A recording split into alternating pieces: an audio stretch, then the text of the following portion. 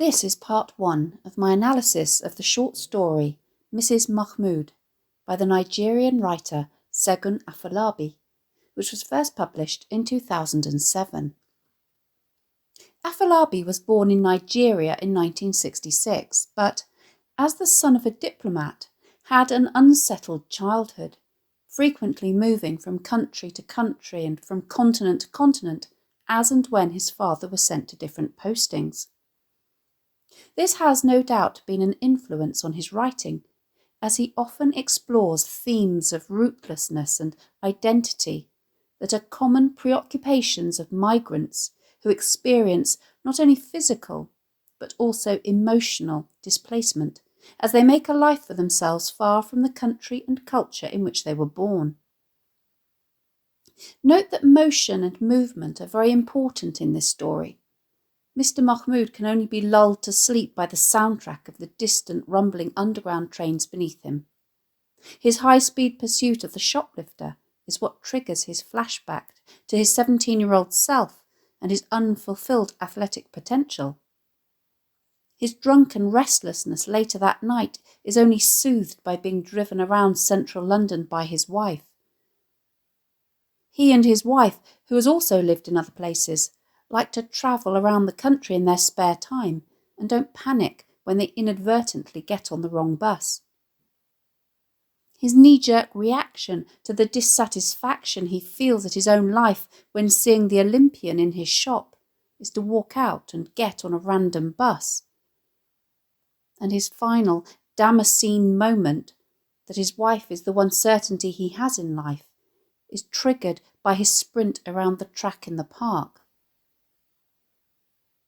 There's a sense, perhaps, that for Afolabi, migration, with its fractured existence caused by all that broken geography and the constant learning to live a different life, has a transformative effect on our identity. Migration is not just something that we do, but is also something that we become. The story focuses on 2 days, several weeks apart, in the life of Mr Mahmood, a Nigerian currently living in London. The manager of a busy sports shop on Tottenham Court Road, the events and conversations that he has, both at work and at home, lead him on a soul-searching journey as he ponders on his feelings of inadequacy, dissatisfaction and self-doubt in both his personal relationships and his professional life. On the first of these 2 days, his successful high-speed pursuit of a teenage shoplifter and his sense of a lack of self-control when he almost strikes the boy out of anger and frustration are the catalysts which lead him to reflect on his past and on his unfulfilled athletic potential, when his inability to accept failure at the age of 17 caused him to give up altogether on his dreams. This sense of inadequacy has remained with him ever since, an albatross around his neck, and is the source of the malaise which afflicts him currently, affecting his relationships with his colleagues, his wife and his in-laws, believing that all think critically of him. He returns home to spend the evening with his calm and pragmatic wife Isobel, who seems to be the antithesis of her husband, as she tries to talk some sense into him about his reaction to the events of the day. He gets increasingly drunk, and the pair go for a drive through the city so that he can clear his head. On the second of the 2 days, some weeks later, his feelings of inadequacy and dissatisfaction resurface during the visit of a famous Olympian and his son to the shop to buy a pair of trainers. The man's winner's smile and his warm reception from the other customers who queue to get his autograph, perhaps reminding Mr Mahmood of what he could have been, prompt him to walk out of the shop and catch a random bus. When he alights, he finds himself in a park where there is a track, and he runs for the pure sake of running for the first time since he abandoned his sport at the age of 17. As he comes to a stop, he realises that he has been watched by a group of children who have been cheering him on and applauding. His running around the track is a cathartic experience, and he seems almost reconciled to the fact that there are lots of things in life of which he isn't sure. Whether or not he has failed at life, or even whether he will still be in London this time next year. The one true epiphany that he does have, however, is that, as uncertain as all this may be, the one certainty in his life is his wife, Isobel. Afolabi utilises a first-person narrator to tell Mr Mahmood's story. In other words, we hear everything directly through Mr Mahmood's voice, and therefore get a vivid insight into his inner life, in which he feels bogged down by his feelings of failure, inadequacy and self-doubt.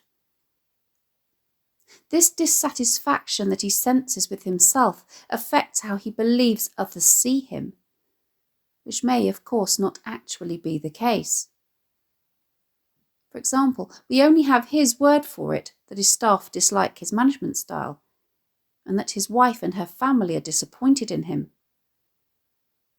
At the end of the day, however, this doesn't matter, as this adds to our sense of how Mr Mahmood's early experiences have influenced how he thinks and how he perceives the world.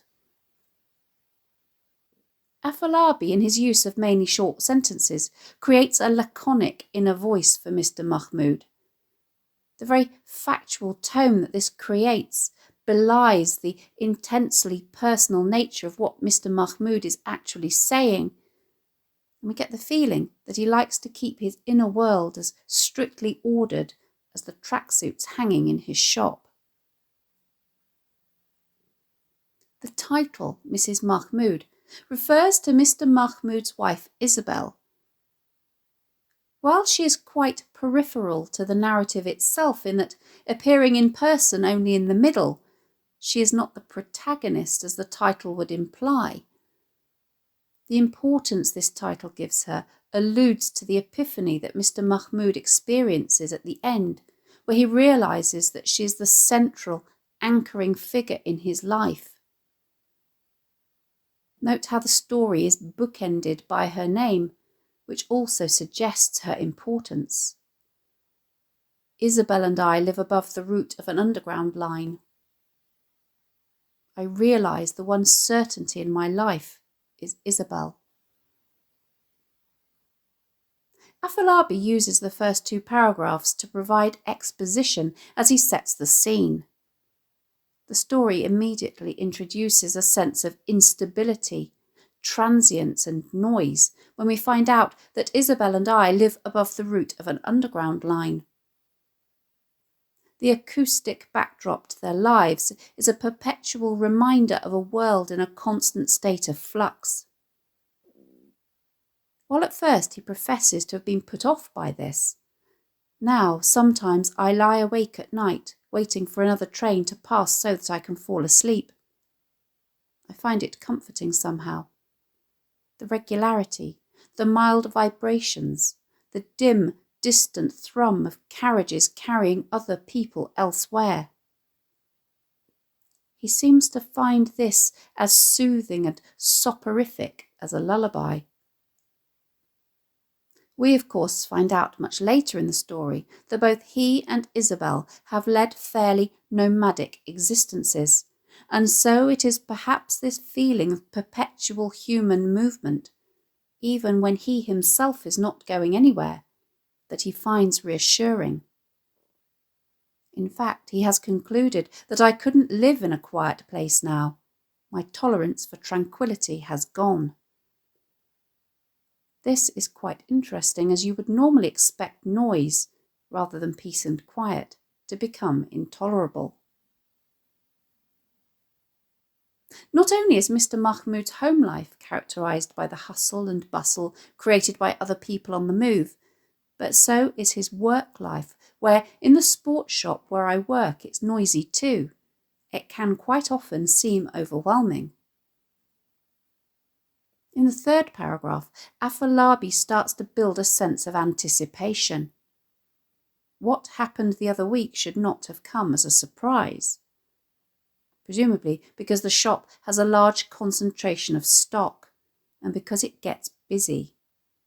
An ideal formula for shoplifters. It appears to be just another run-of-the-mill workday as the various employees go about their business. Deidre is on the cash register. Cedric is seeing to a customer buying some trainers, while Mr Mahmood is balanced on a ladder, rehanging the tracksuit bottoms, smoothing them down where people had thrown them back haphazardly. Nothing seems to be amiss with this, as he shifted the ladder to another section of the shop. He goes on to explain his motivation for his tidying in more detail in the next paragraph. I think a clean, immaculate appearance is the essence of a caring, responsible enterprise. It sends out a message beyond the doors. Experience and understanding you will find here. That's what I believe in. Understanding is what I strive for. We can pick up a number of things from what he says here that suggest all is not what it seems. First, this dedication appears to be above and beyond for a shop assistant on a no doubt minimum wage.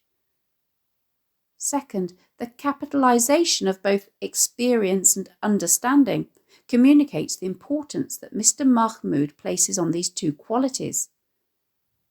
Third, this ordering of the external environment seems to fulfil an emotional and psychological need in Mr Mahmood, almost as though it will have a knock-on effect on his disordered internal world.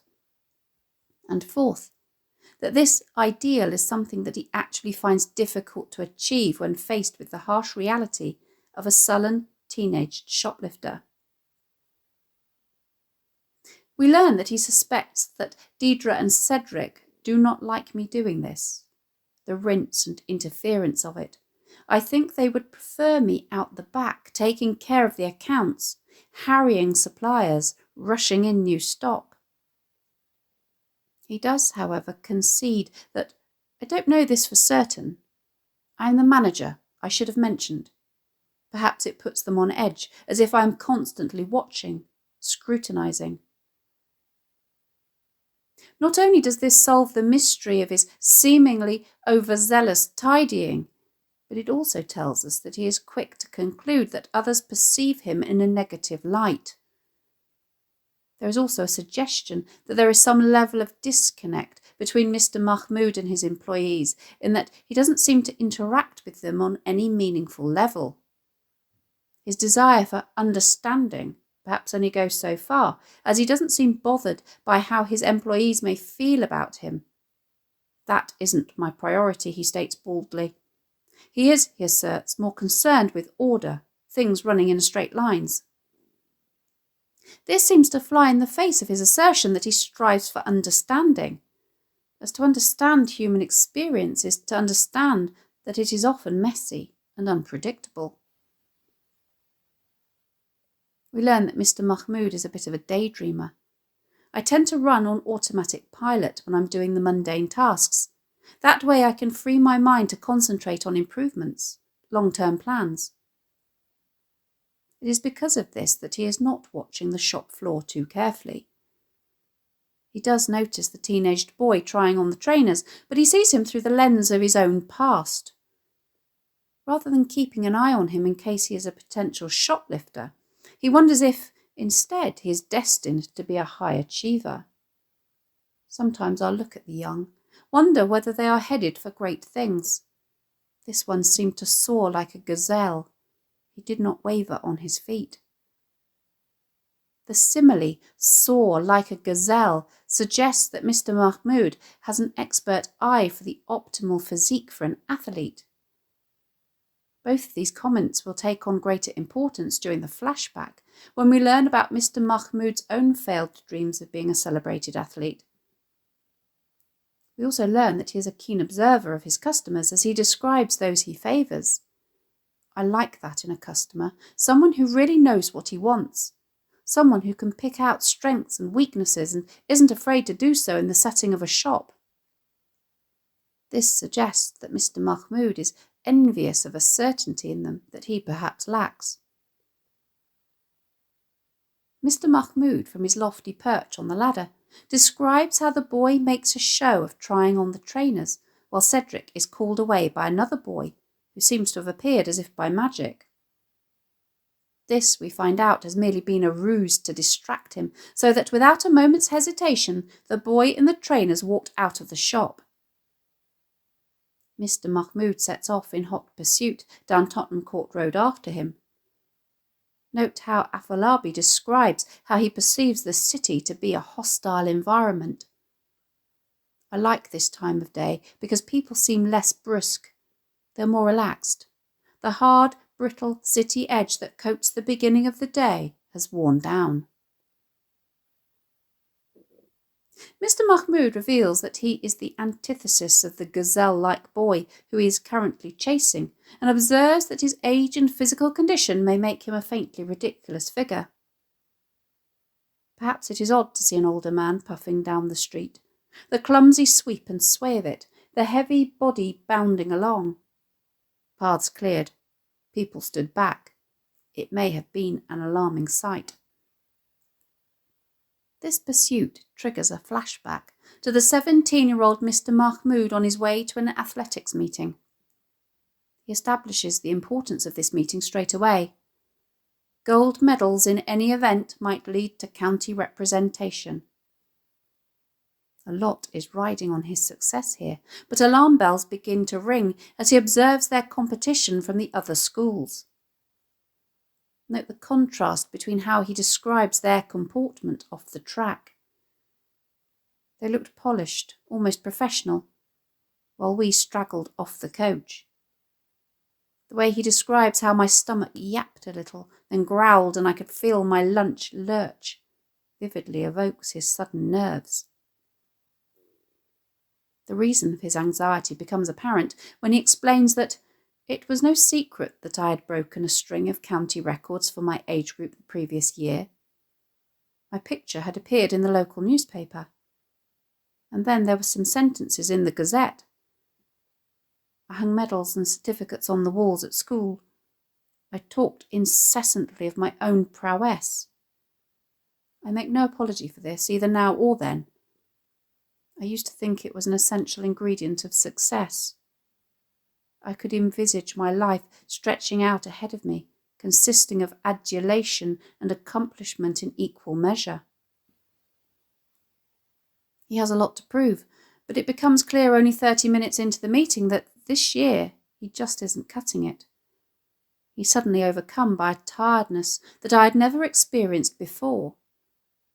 Not from fatigue or from running too hard. It was simply exhausting to watch success slip so quickly away. Rather than being physically drained, he is emotionally crushed, and we realise that what originally came across as cockiness was just a facade, and that actually his ego is really quite fragile. This is the moment that everything changed for Mr Mahmood. There comes a time when you realise all the effort you've put in, all those early mornings, the rigorous diet, the training, pushing yourself to the limit, amounts to nothing. Even though he says that he will come back again next year, I never picked up another pair of running shoes, never stepped onto another track. Rather than the athletic career accompanied by adulation and accomplishment that he dreamed of, he is living an uninspiring life as the manager of a sports shop, and, ironically, the closest that he has come to picking up another pair of running shoes is to stack them on shelves and hand them over to customers. The story returns to the present as Mr Mahmood actually manages to apprehend the boy and drag him back to the shop. As they return, he notices the other boy lurking behind a pillar, and he is overcome by anger as he realises that it was all premeditated. Note the string of questions as Mr Mahmood struggles to come to terms with what has just happened. I cannot describe how I felt then. Cheated? Flummoxed? Enraged? All three? Things don't get any better when he tries to talk to the boy but gets nothing in return but a saturnine or gloomy and bored expression, and Mr Mahmood's frustration increases. I don't know what I was expecting. Remorse? Something, anything to let me know he had registered regret. It all gets too much for him. You could say I lost my temper. I could feel suppressed rage seeping from my chest like a disturbed wound. I raised my hand, then slowly brought it down again and scratched the back of my neck. I was ready to strike out.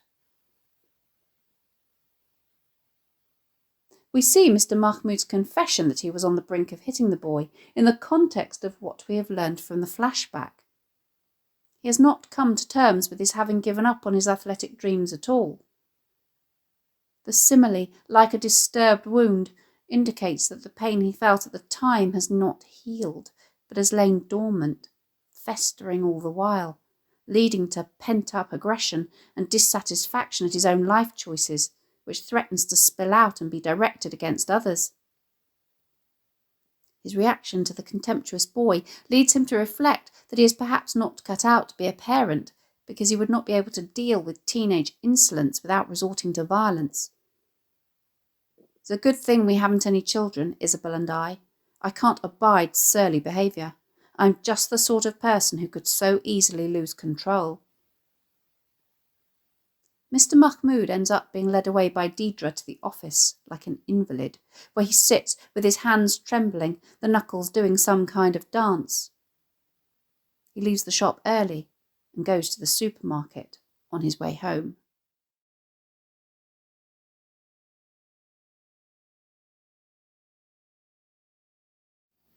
Thanks for watching.